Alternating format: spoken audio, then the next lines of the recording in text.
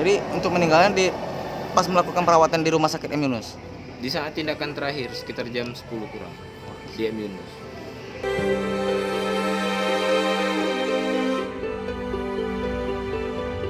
Kalau untuk pelayanan di rumah sakit umum M Yunus itu gimana, Pak? Setiba kami di sana sekitar jam 7, kami datang, itu kami paksakan untuk bisa dapat dilakukan tindakan karena berhubung saat itu oksigen dalam ambulan yang membawa pasien ini dari selatan sudah habis. Dan tetap kami paksakan sampai terjadi keributan antara pihak perawat daripada M Yunus dengan pihak kami. Di saat itu dilakukanlah tindakan. Nah, dalam posisi yang di saat tindakan itu terjadi, kami melakukan mekanisme penanganan COVID yang mana ditetapkan berdasarkan SOP mereka, termasuk menandatangani seluruh pernyataan-pernyataan yang berhubungan dengan COVID-19. Padahal status kita pasien umum ya, Pak? Status kita pasien umum. Kita bayar dengan biaya perawatan tingkat 1. Dengan biaya perawatan tingkat 1 dengan rincian biaya yang di dalam M Yunus itu dengan rincian pelayanan tingkat 1. Oke. Tapi kita tidak menerima pelayanan tersebut sebagaimana yang sudah ditetapkan, sehingga terjadi kelalaian dari pihak M Yunus terhadap adik kami. Kabarnya Pak pernah ditawarin untuk masukin pasien ke ruang isolasi itu, Pak. Apakah benar itu, Pak? Betul, kami sudah sampai ke Rumah Sakit Kota Harapan Doa. Di situ diterima oleh perawat jaga, yang mana kami tidak ditawarkan untuk dirawat, dan apabila tetap dipaksakan, kami harus siap untuk ditempatkan kepada ruangan perawatan pasien bekas COVID-19. Otomatis ya kami tidak mau. Makanya kami melakukan eksekusi ke rumah sakit yang berikutnya, yaitu ke Tiara Sela. Oke. Pak, ini kan adik Bapak sampai meninggal ini, Pak. Tanggapannya seperti apa ke rumah sakit yang telah ditemui, Pak? Yang pasti kami pihak keluarga akan melakukan upaya hukum apabila pemerintah provinsi atau pemerintah kota tidak melakukan tindakan terhadap ketiga rumah sakit keempat rumah sakit yang ada di Provinsi Bengkulu yang menyampingkan pelayanan terhadap adik kami tersebut. Dalam hal ini saya tunggu itikat baik dari pihak pemerintah provinsi, Dinas Kesehatan Provinsi, dan pihak rumah sakit menyikapi hal ini. Apabila tidak, kami akan melakukan upaya hukum sampai dengan mendapat keadilan dalam persoalan ini. Oke, siap.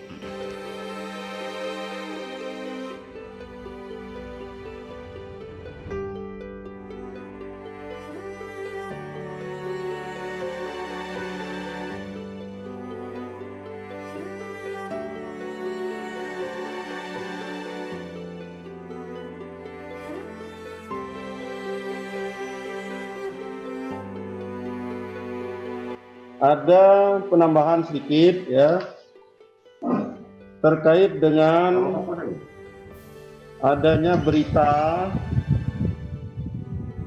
terhadap pasien warga masyarakat kita yang meninggal dunia. Tadi yang sudah disampaikan, yang meninggal di Rumah Sakit M Yunus Bengkulu, pasien dengan kecelakaan. Tadi kami sudah mengadakan rapat koordinasi melalui virtual meeting dengan Kementerian Kesehatan dan seluruh direktur rumah sakit yang terkait dengan kronologis pasien ketika meminta bantuan untuk penanganan, mulai dari Rumah Sakit Asipa Manak Bengkulu Selatan, kemudian tadi dilanjutkan dengan penyampaian dari direktur bagaimana kronologisnya sudah dijelaskan oleh Pak Direktur kepada kita semua, kepada kami, termasuk juga tadi kepada Kementerian Kesehatan. Yang kedua, juga disampaikan oleh Direktur Rumah Sakit Bayangkara. Lanjut dengan penyampaian dari Direktur Rumah Sakit Harapan dan Doa Kota Bengkulu. Kemudian dilanjutkan dengan Direktur Rumah Sakit Tiara Sela Kota Bengkulu, dan terakhir tadi penyampaian langsung oleh Direktur Rumah Sakit M. Yunus Bengkulu. Dari kronologis tadi sudah kami rangkum, dan ini akan kami buat laporan nanti secara tertulis ya kepada pimpinan, dan juga ini akan kami sampaikan kepada Kementerian Kesehatan.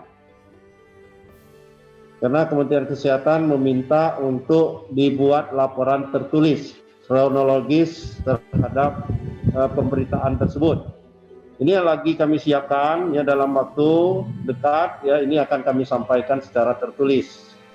Tentu terkait dengan adanya kejadian ya terhadap masyarakat kita yang membutuhkan penanganan pasien dengan kecelakaan ini, tentu ini perlu kami sampaikan kepada masyarakat Bengkulu bahwa pelayanan kita untuk pasien non-COVID itu tetap dijalankan, terutama di rumah sakit yang ada di kabupaten kota itu terus melaksanakan pelayanan-pelayanan. Tentu kita dalam melakukan penanganan, ketika memang pasien tersebut dalam kondisi gawat darurat, tentu ada SOP yang harus dijalankan. Dan ketika dia harus melakukan perujukan, tentu harus ada rujukan yang harus dilaksanakan. Karena kita sudah ada punya namanya sistem rujukan terintegrasi ya, antara rumah sakit satu dengan rumah sakit yang lain itu ada namanya SISRUTE, sistem rujukan terintegrasi. Namun memang kadang-kadang ya ketika kita menggunakan SISRUTE ini masih ada hambatan dan kendala.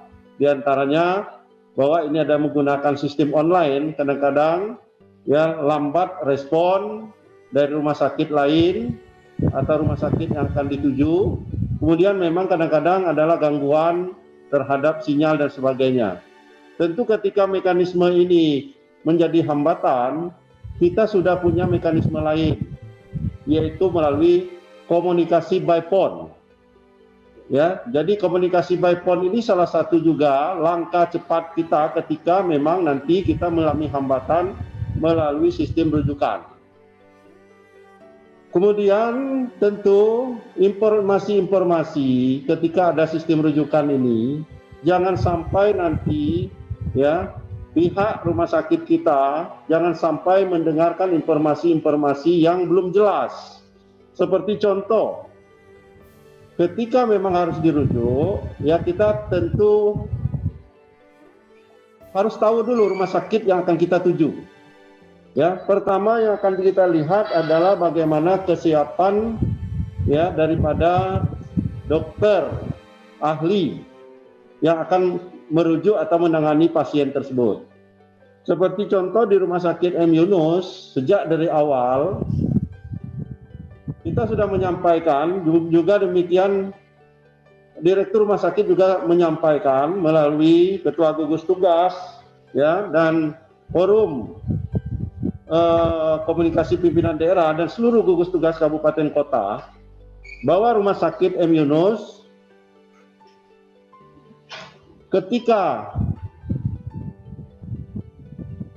terjadi peningkatan kasus positif pada tenaga medis sehingga mereka secara tertulis menetapkan Rumah Sakit M. Yunus khusus menangani pasien COVID. Tetapi untuk penanganan-penanganan, pelayanan-pelayanan yang tidak dimiliki oleh rumah sakit di bawahnya atau jenjang di bawahnya, itu tetap dilayani. Seperti ada 5 pelayanan di situ, yaitu pelayanan hemodialisa, pelayanan bedah saraf, pelayanan kateterisasi jantung, ya, dan pelayanan kemoterapi itu tetap dijalankan. sehingga Rumah Sakit Yunus yaitu tetap menjalankan pelayanan-pelayanan yang tidak dimiliki oleh rumah sakit di bawahnya. Oleh karena itulah ketika melakukan perujukan tentu harus mengetahui ya merujuk itu adalah kepada rumah sakit yang memiliki dokter ahli di samping juga sarana prasarananya. Oleh karena itulah hal-hal ini penting untuk kita cermati dan ini selalu kami sampaikan ya melalui pertemuan-pertemuan dan kesepakatan-kesepakatan yang sudah kita lakukan bersama.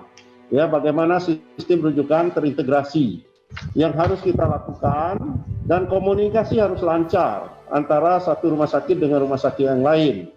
Ya, tentu Dinas Kesehatan selalu menjadi ya mediator, ya selalu menjadi upaya untuk mempersiapkan segala sesuatu yang terkait dengan kebijakan, terutama untuk rujukan dan sebagainya. Oleh karena itulah sekalian yang kami hormati, ya tentu kita dari apa yang kita lakukan ini, tadi kami melakukan pertemuan, dari hasil kronologis nanti akan kita jadikan sebagai bahan evaluasi perbaikan kita secara bersama. Mungkin itu yang dapat kami sampaikan terkait dengan adanya pemberitaan tersebut, ya. Tentu kami jajaran kesehatan Provinsi Bengkulu menyampaikan ya tentu bela sungkawa kepada keluarga besar atas meninggalnya salah satu keluarga kita. Yang mudah-mudahan ya pelayanan yang akan datang harus tetap kita tingkatkan, kita perbaiki untuk masyarakat Provinsi Bengkulu. Demikian, terima kasih.